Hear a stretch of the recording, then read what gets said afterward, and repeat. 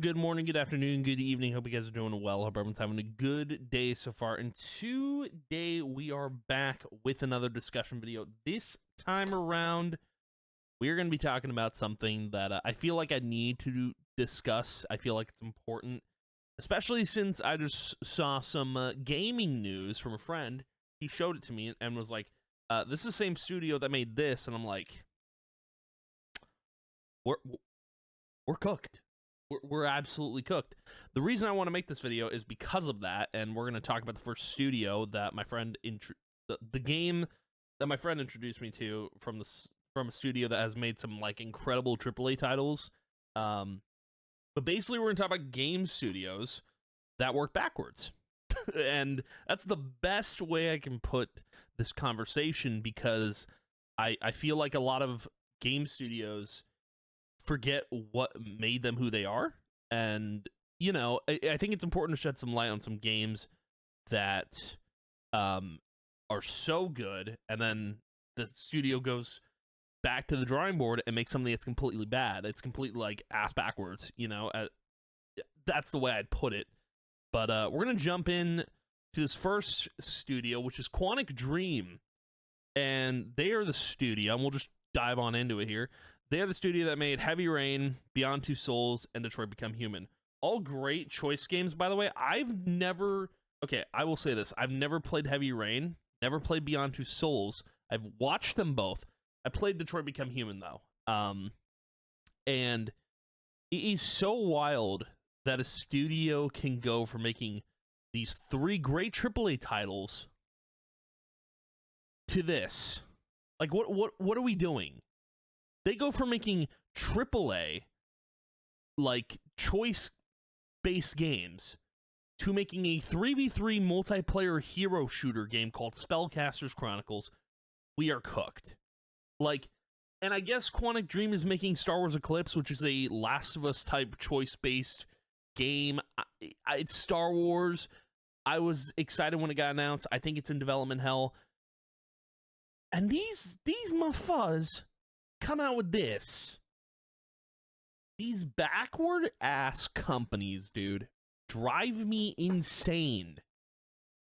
This is for money. Like, they're not making this because they enjoy making this. They're making this because they want to get some money from people. They did not make this game out of the kindness of their hearts. No. They're making it because they're in development hell with Star Wars Eclipse, and they need some quick cash. And oh boy, is the 3v3 the way to do it. This is Concord 2, baby. This is getting shut down the moment it comes out. I mean, we're not seriously doing this, right? And then, like, you know, when my friend showed me this game, I was like, I started thinking, I'm like, what are some other studios that have completely, like, turned the corner on a game they're making, and they're just like, we're gonna make a good game, but this one's actually worse. It's crazy. And one game that came one studio that came to mind, it's EA, but it's not EA. EA is the publisher, but the studio that came to mind was actually BioWare. BioWare, like, I think BioWare actually shut down, but I could be wrong. Correct me if not, but I think they shut down. They made Mass Effect, and I have played every Mass Effect game. Like, and that was actually, I think back in 2023, I played Mass Effect for the first time. Or whenever the Legendary Edition came out, I decided to finally play Mass Effect, and I liked it a lot. I think I liked Andromeda more, maybe because it was a solo game. It was on its own. It wasn't like a trilogy. But I liked Andromeda a lot, and I did like the first three Mass Effect games. I thought it was cool. Cool to play through. But then what's crazy to me is they go from Mass Effect to Anthem. Like, what are we doing? Like, when Anthem came out, I did not buy it. I didn't. I was like waiting to see what was going on with this game. And also, like, I didn't recognize the company at the time. I was just like, I don't know what this is. It seems like when Anthem came out, I was like, this seems like they're trying to rip off Destiny, because I think when did Anthem come out? because I feel like I should look up this information. Anthem release date. I can't spell. It was 2019. So Destiny 2, I believe that was when Forsaken and Beyond Light were out, I think. No. It was Forsaken, Shadowkeep, I think. Something like that.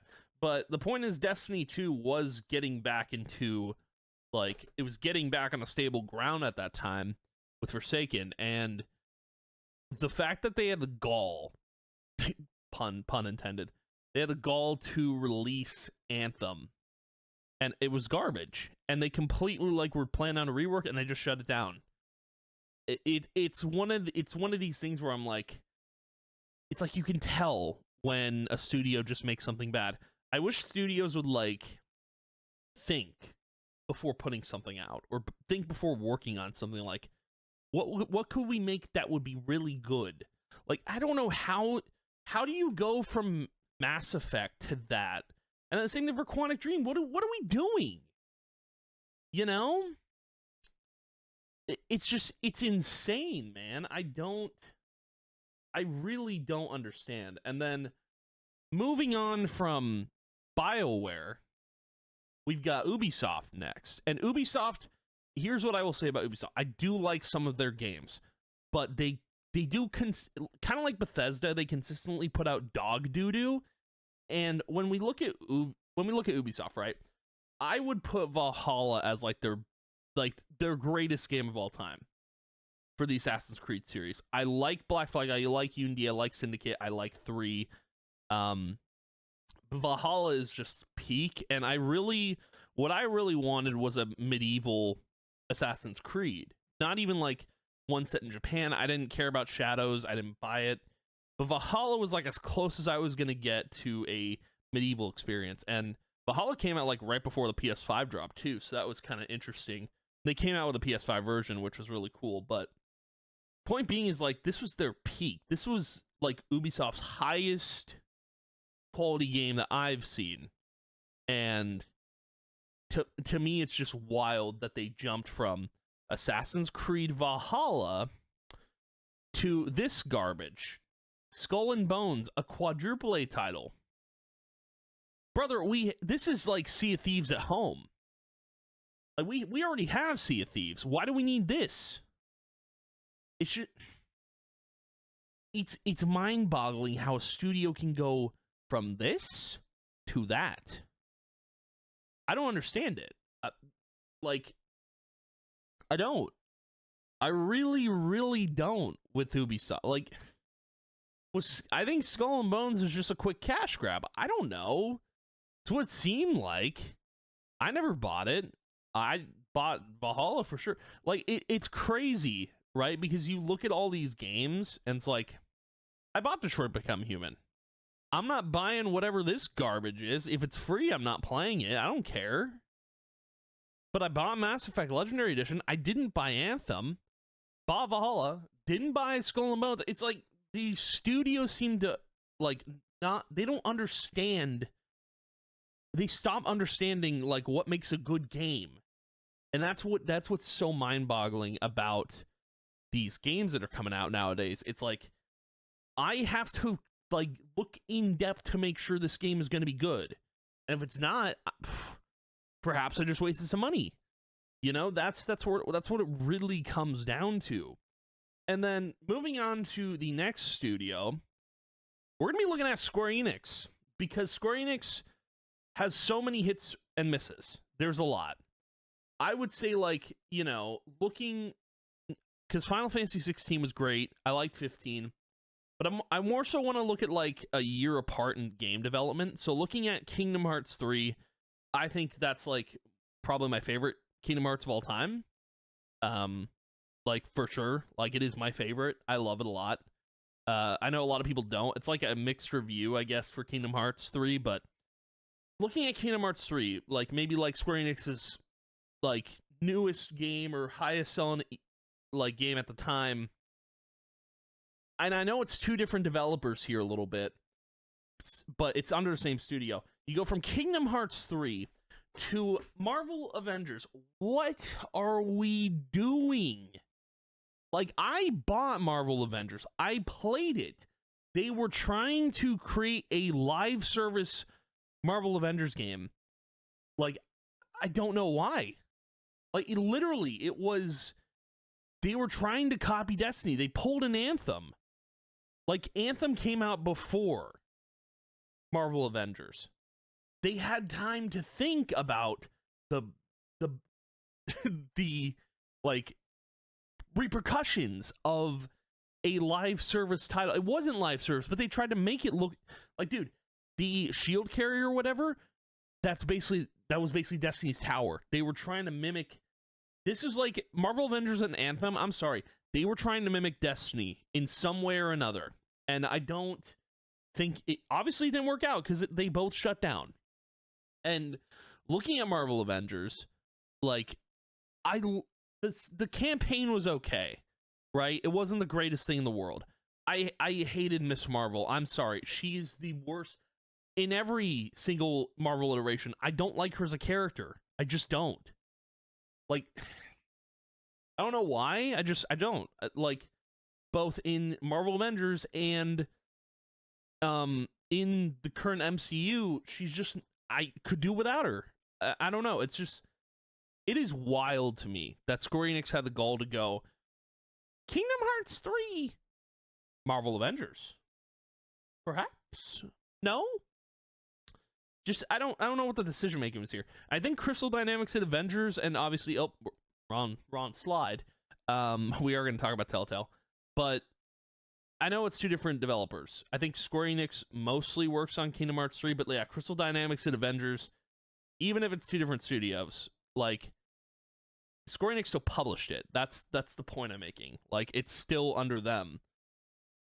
Like, Square Enix has a lot of fumbles, but I remember this one very specifically, and I was so disappointed. You know, it's like Square Enix should not have dipped their toes in Marvel in the slightest. But I think who made Guardians? That was not Square Enix that made Marvel's Guardians of the Galaxy. I'm pretty sure. Let me look it up real quick. Marvel's Guardians game.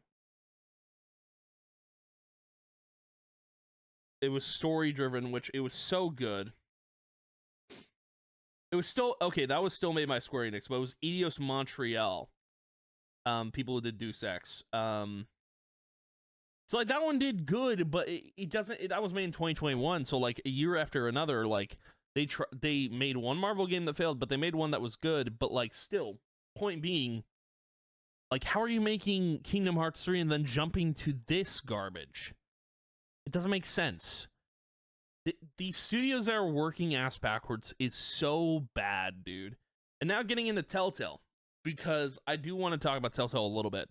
Because obviously Telltale Games shut down, and then Skybound Interactive took over, and they are currently working on more games.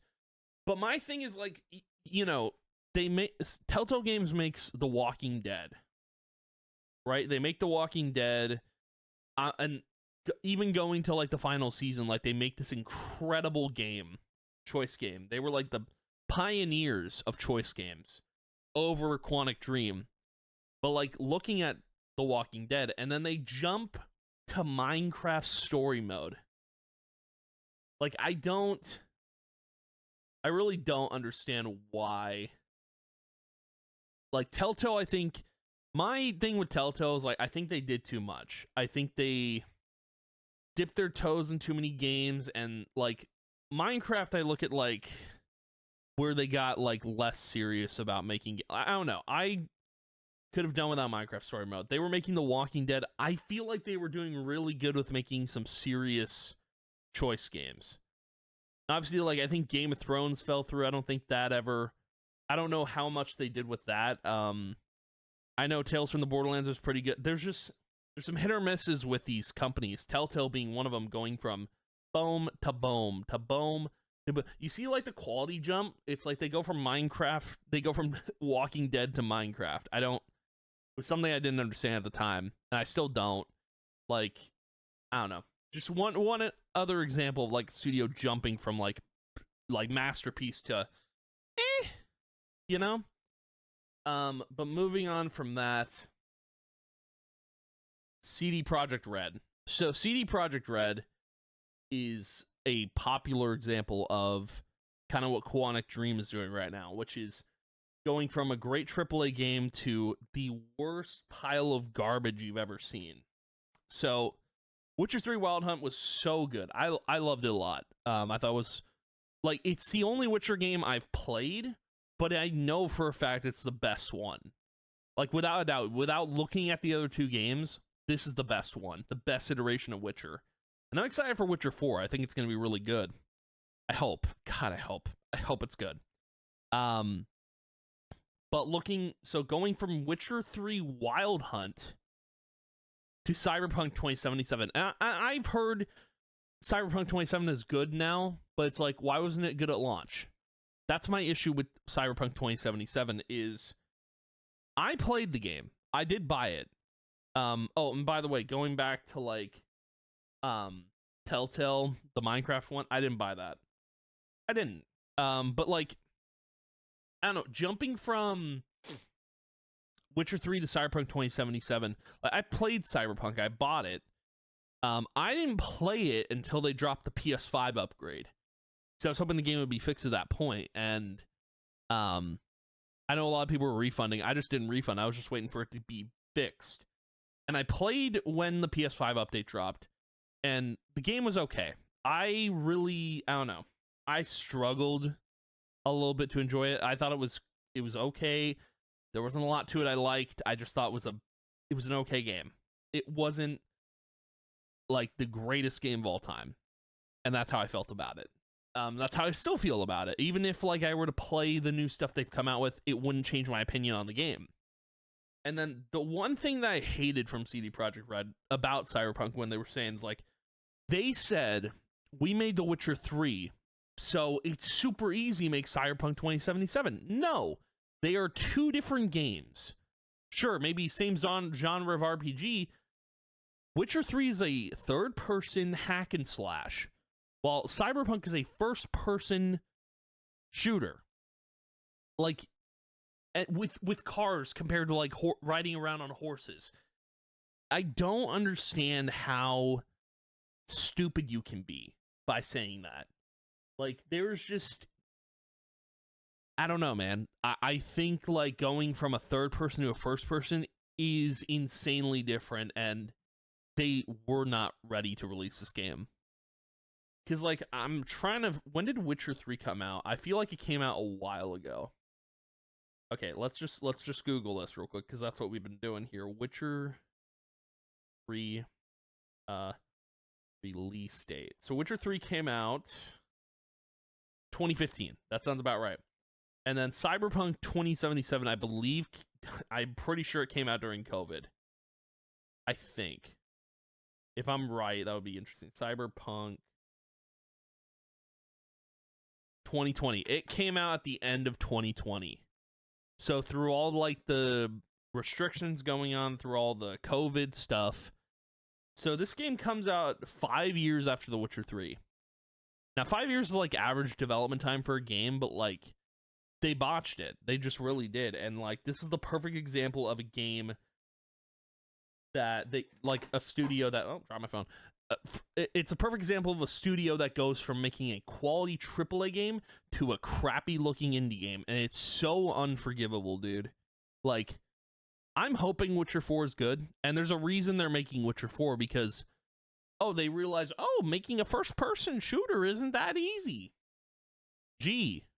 It's also open world too. Like, both Cyberpunk and Witcher are open world, so it's really, it's something, man. This was truly something. And I want to end this video on one more studio that I think I have issues with. Like, it's a love-hate relationship with the studio. We're gonna be talking about Bungie next. And there's kind of like there's 5 games here in total that I want to jump to. Not 2 this time. I want to jump from 5. So Bungie here goes from like this quality multiplayer campaign, Halo Reach being their peak Halo game, their last one too. They go from Halo Reach to Destiny 1, which had its issues, but it was probably the greatest game of all time for like a live service MMORPG first-person shooter. But they go from Reach to Destiny, which I don't know if I would say lower in quality. Kind of felt like it at the time, but I don't know. I really loved Reach, and it was just a huge jump in difference in quality. But you go from Reach to Destiny 2, which at the moment I'm not playing, and is there's been a lot of bumps along the road, man. It's crazy how many bumps. But you go from Reach to Destiny 2 to Destiny Rising, which is right now better than Destiny 2 for some reason. It's a mobile game. They go from that. Different developer, by the way. I believe it's NetEase that is doing Destiny Rising. But then they go from Destiny Rising to Marathon, which steals art assets and doesn't look fun in the slightest. Like, it's bonkers that Bungie peaks at, I would say, Reach. I would say Reach might be their peak. Destiny 2 maybe, but like they go from Reach to Marathon, and it's like it feels like this is like almost the pure definition of like this is like peaks and troughs here, right? You go Reach, that's your peak. You go Destiny 1, that's a trough. Destiny 2 is like peaks and troughs. And then you go Destiny Rising, which I think is peak, and a Marathon, trough. There is like some hills they climb over, but like this is Bungie is a studio that like they work ass backwards sometimes, but sometimes they hit the nail on the head. And it's mind-boggling that they can't seem to be consistent in hitting the nail on the head, because that's what they should be doing. But they're not. And just going through all of this, like looking at Bungie, like look at this, man. It's crazy going backwards here and looking at all the games that are good and bad. It's just like, what are we doing? A genuinely Quantic Break going from story-based games to a 3v3 hero shooter. What are we doing, man? There's no way you're doing a hero shooter. Like, Star Wars Eclipse must be in real development hell. Kind of like the Knights of the Old Republic remake. Like, it truly... it is insane. It is crazy that this is what they're coming out with. I'm shocked. I'm just blown away. These game studios that like, it's almost like they don't care when they make a really crappy game, you know? And they're like, oh my god, sorry guys, we'll fix that. Whoopsie. Oh, game launched by microtransactions. Oopsie. Like, I don't know, man. I'm frustrated with game studios that don't give a damn, and it's really hard to. It really is hard to play video games and give them a chance nowadays with how things look with like AAA studios that are making hot doo-doo, you know? It doesn't make a whole lot of sense to me, and I really do wish that like we could just like see consistent good games instead of bad ones, because everyone hates seeing a bad game. I want to see games succeed, and this is why it's not happening, dude. It's just it's wild to me. But anywho, I'm gonna call the video here. Thank you guys for watching, hanging out. I appreciate it a ton, and I will see you guys in the next video. And yeah, goodbye.